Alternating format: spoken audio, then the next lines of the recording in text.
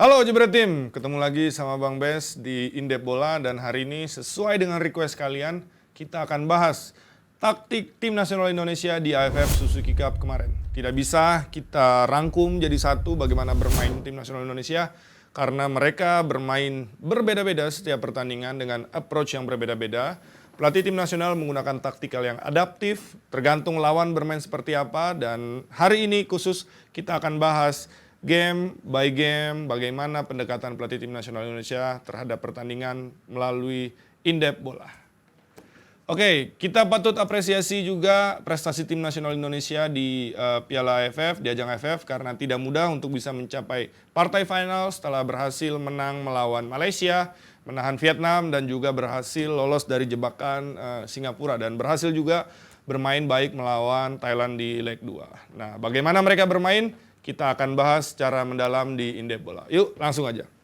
Oke, ketika berhadapan dengan Singapura, Indonesia menggunakan setup yang kurang lebih sama ketika melawan Vietnam, yaitu dengan 3 center back yang bermain langsung bersama, tetapi perannya sedikit berbeda di sini karena Dewangga akan lebih banyak pegang bola ketika lawan Singapura daripada ketika lawan Vietnam. Jadi akan kita highlight sedikit formasi yang digunakan oleh Indonesia adalah 4-3-3 masih sama, tapi dengan Dewangga yang lebih banyak turun untuk meminta bola dan mendistribusikan bola. Dan di sini di pertandingan ini semakin kelihatan jelas bahwa sistem pressing Indonesia adalah menggunakan 3 pemain di depan yang dibantu oleh 2 gelandang dan 5 pemain ini akan lebih banyak bertahan. Dan di pertandingan lawan Singapura ini kita juga akan melihat kesulitan yang dialami oleh Indonesia adalah ketika ada target man yang menjadi target daripada pemain Singapura. Kita tahu Singapura dia bermain dengan 4 di belakang dan mereka akan kesulitan untuk melakukan build up karena Indonesia melakukan pressing yang cukup bertenaga, berenergi. Tetapi untuk melakukan eliminasi terhadap pressure tersebut adalah dengan jump the line atau memberikan bola langsung ke depan, di mana di sini yang menjadi target adalah si Fandi. Ya, yang menjadi target, posturnya juga besar, jadi sering kali dia mendapatkan bola ketika bola udara yang diberikan oleh pemain-pemain dari Singapura. Ini yang mungkin harus diantisipasi oleh Tim Nasional Indonesia ketika ketemu lawan yang posturnya lebih besar. Mereka ketika di press, mereka jump the line, mereka tidak coba paksakan untuk main 1-2 seperti misalnya Kamboja atau Laos. Ya, ketika di press mereka tetap paksakan combination play, akhirnya bola kerebut. Singapura belajar dari itu dan langsung memberikan bola ke depan dan bermain lebih direct. Ya, istilahnya saya ngerasa Singapura sedikit melakukan copy terhadap permainan Indonesia yang tidak ingin terlalu banyak main, tidak ingin terlalu banyak build up, tetapi langsung memberikan bola ke depan. Pada pertandingan lawan Singapura juga di 2 leg semakin membuktikan bahwa kunci permainan Tim Nasional Indonesia ketika AFF adalah Dewangga yang menjadi kunci, di mana dia selalu menjadi pilihan utama karena dia punya kelebihan tadi menyerangnya bagus, bertahannya juga bagus, dan distribusi bolanya juga bagus. Shootingnya juga beberapa kali juga bisa membahayakan gawang lawan. Dan pada pertandingan ini juga semakin kuat bahwa Indonesia melakukan pressing agar lawan membuat kesalahan, tidak banyak Indonesia pegang bola, tetapi ketika mereka pegang bola, orang banyak yang masuk, sayap masuk, dan juga langsung direct play. Oke, kekurangan dari sistem Indonesia di Piala AFF diekspos oleh Singapura, di mana ketika melakukan pressing tadi, maka akan tercipta ruang di tengah yang bisa dimanfaatkan oleh lawan ketika lawan punya kualitas passing bagus.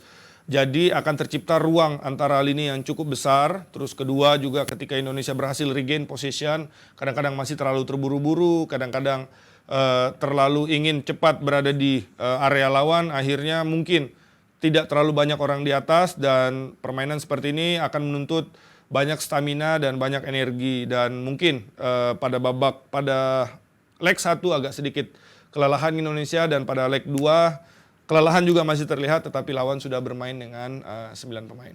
Pada pertandingan lawan Singapura juga kita bisa lihat selain Dewangga yang bermain bagus, juga Irianto sebagai penghubung. Ya, Indonesia memainkan pemain dengan nomor 6, 8, dan 10 posisi, di mana Irianto lebih ke nomor 8. Kalau misalnya Dewangga sudah tidak bisa melakukan distribusi bola, maka dia jadi salah satu kuncinya untuk mendistribusikan bola. Dan ketika ada serangan balik dari Singapura, penting juga, mungkin mereka akan menang first ball-nya dari long ball, tetapi second ball-nya di situ ada seorang Irianto, ada juga Kambuaya yang bisa merebut bola. Mungkin di kedepannya ketika Indonesia bermain dengan skema seperti ini, yang lebih diperhatikan adalah ketika berhasil regain possession kembali. Yang harus diperhatikan adalah mengatur tempo, lebih tenang lagi, lebih yakin lagi, lebih pasti lagi ketika melakukan serangan balik. Karena beberapa kali ketika lawan Singapura terlalu cepat, apalagi ketika ketinggalan terlalu cepat ingin berada di area lawan dan akhirnya malah justru bolanya bisa direbut kembali oleh tim nasional Singapura. Oke, sistem yang dipakai ketika lawan Singapura juga cukup baik karena ini akan memaksa lawan untuk tidak melakukan build up dan cenderung lawan akan berada dalam posisi bahwa mereka harus melakukan early build up dengan long, dan di sini sudah ada Dewangga yang mungkin akan mengantisipasi dan juga dengan dua center back yang ada di belakang. Dan ketika tim nasional Singapura sudah bermain dengan 9 pemain, maka Indonesia tinggal melakukan switch play cepat dan juga spread out maksimal, karena ketika dengan 9 atau 10 pemain maka lawan mungkin tidak akan punya banyak pilihan dan akan bermain lebih rapat di tengah, dan mau nggak mau mereka dengan hilang dua. Jadi mereka harus akan kebingungan mengisi posisi. Kalau misalnya bola ada di kiri, maka akan dilakukan switch play cepat, pindah ke sisi kanan. Dengan jumlah pemain yang tidak banyak, mereka akan kesulitan. Oke, di pertandingan final, Indonesia ketemu lawan yang tidak mudah. Mereka punya pengalaman yang bagus. Dan ketika Indonesia mencoba melakukan pressure, Indonesia menggunakan formasi 4-3-3. Thailand di pressure, berbeda dengan tim-tim sebelumnya, di mana tim-tim sebelumnya ketika di pressure mereka akan panik, mereka akan langsung long dan memberikan ke target man. Sementara Thailand, dia punya teknik, kualitas passing yang baik, jadi mereka ketika dilakukan pressure, maka mereka melakukan yang dinamakan dengan combination play. Mereka cari orang ketiga, mereka melakukan passing. Dari situ kita lihat juga kualitas daripada fullback Thailand juga luar biasa, yang akhirnya gol pertama pada leg pertama itu juga hasil dari counter press daripada Thailand. Mereka berhasil menyerang tim nasional Indonesia dan bolanya kerebut dan mereka langsung melakukan immediate press di situ dan Philip Roller bisa mengasih passing ke Canatip.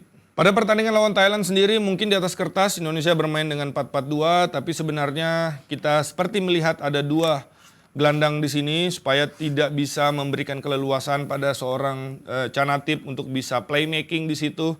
Dan juga Indonesia semakin terlihat bahwa penggunaan Dedik sebagai striker sepertinya dengan alasan bahwa Dedik sangat mobile, sangat bagus ketika melakukan pressure, dan kita lihat pergerakan tanpa bolanya dia ketika melawan Thailand di leg 1 dan leg 2 cukup baik.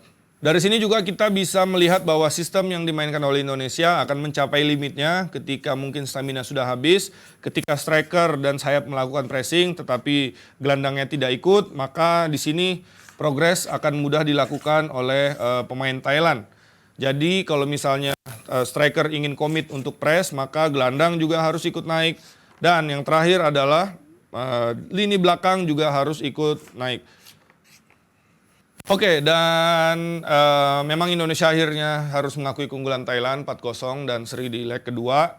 Dari sini kita bisa mengambil kesimpulan bahwa untuk bisa mencapai level tertinggi di ASEAN paling tidak, Indonesia harus terbiasa untuk bermain under pressure, khususnya di Liga Indonesia, di mana kalau misalnya back ingin coba melakukan build up, mereka akan dipress oleh tim lawan seperti layaknya Thailand melakukan pressing, maka Indonesia harus tetap tenang, harus bisa distribusi bola, harus bisa memindahkan bola, dan juga ketika bola dimainkan oleh Thailand dan Indonesia berhasil merebut dan Thailand melakukan counter press atau melakukan immediate press di situ, Indonesia tidak boleh panik, tetap bisa bermain, tetap mencari orang ketiga, dan ini bisa kita pelajari, mungkin dimulai dari Liga Indonesia, mungkin dimulai dari di klub. Pemain-pemain untuk lebih sabar lagi, untuk lebih bisa melihat adanya peluang dan tidak terlalu buru-buru untuk melakukan serangan balik. Oke, terakhir juga kita tahu gol dari striker di tim nasional Indonesia tidak banyak. Mungkin di Liga Indonesia butuh lebih banyak menit bermain supaya dapatkan kepercayaan diri. Tetapi itu nanti kita kembalikan ke klub-klub juga di Liga Indonesia dan pelatih-pelatihnya apakah memberikan kesempatan kepada pemain-pemain atau striker lokal di Indonesia. Tetapi prestasi yang didapatkan oleh Indonesia bermain di Piala AFF dan mampu bermain hingga partai final dan juga bermain sangat baik ketika melawan Vietnam. Berhasil juga menang lawan Malaysia dan berhasil mengatasi Singapura dan juga cukup baik ketika melawan Thailand, patut kita apresiasi dan harus kita selalu dukung tim nasional Indonesia kita bersama pemain-pemain Indonesia juga, karena kalau bukan kita ya siapa lagi. Ya, itu tadi dari Indep Bola membahas sedikit soal tim nasional Indonesia, agak panjang memang, tetapi intinya tim nasional Indonesia sekarang bermain lebih reaktif, lebih defensif ketika diperlukan, tetapi ketika harus keluar menyerang mereka juga mampu. Keunggulannya zaman sekarang adalah mereka bisa ngepres sangat baik, organisasi presnya cukup baik juga, dan bermain lebih direct, lebih banyak orang di kotak penalti, dan lebih tajam ketika mereka melakukan serangan balik. Tetap semangat Indonesia, tetap terbang tinggi. Itu tadi Bang Bes dan dari Indep Bola, Jebret Media TV. Jangan lupa saksikan terus Jebret Media TV dan komen di bawah tim mana lagi yang perlu kita bahas soal taktiknya. Ya, terima kasih.